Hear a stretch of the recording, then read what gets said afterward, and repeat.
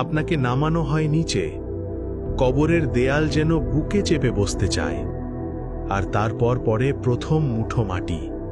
শব্দটা আপনি শুনতে পান, কিন্তু আপনি কিছু বলতে পারেন না। একটার পর একটা মুঠো, আর ধীরে ধীরে ওপরে আলো বন্ধ হয়ে যায়। তারপর যা হয়, এটাই কবরের সবচেয়ে হৃদয় ভাঙা অংশ। মানুষেরা দাঁড়িয়ে থাকে কিছুক্ষণ, তারপর একে একে ফিরে যায়।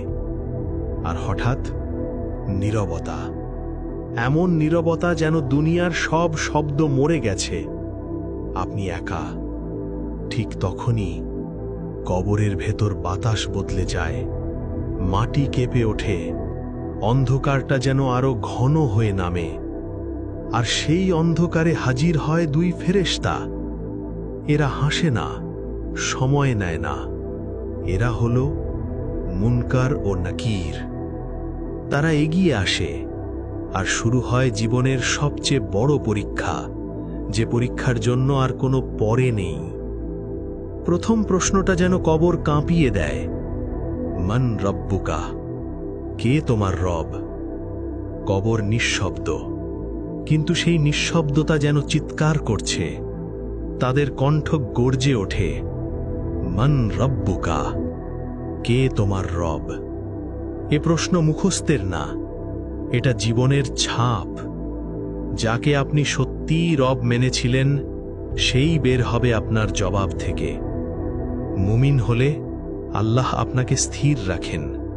আপনি বলবেন, রব্বি আল্লাহ, আমার রব আল্লাহ। তারপর প্রশ্ন, মা দীনুকা, তোমার দিন কি? দীন ইয়াল ইসলাম, আমার দিন ইসলাম।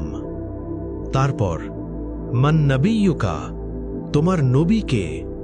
আপনি বলবেন, মুহাম্মদ সাল্লাল্লাহু আলাইহি ওয়াসাল্লাম। আর ঠিক ওই মুহূর্তে কবর আর আগের মতো থাকে না। দেয়ালগুলো সরে যায়, কবর প্রশস্ত হতে থাকে। একটা জানালা খুলে যায়, সেখান থেকে আসে জান্নাতের সুগন্ধ, শান্তির বাতাস। আর ঠিক তখনই কবরের ভেতর প্রবেশ করে এক সুন্দর সত্তা, সাদা পোশাক, উজ্জ্বল মুখ, অপূর্ব ঘ্রাণ। আপনি কাঁপা গলায় জিজ্ঞেস করবেন, আপনি কে? সে হাসবে, বলবে, আমি তোমার নেক আমল, তোমার নামাজ, তোমার রোজা, তোমার আল্লাহর জন্যে ফেলা কান্না। আমি কিয়ামত পর্যন্ত তোমার সাথে থাকব। এখন আপনি একা নন। কবর বদলে যায় বারজাখের এক বাগানে। আর যে উত্তর দিতে পারে না, চিত্রটা ভয়ঙ্কর।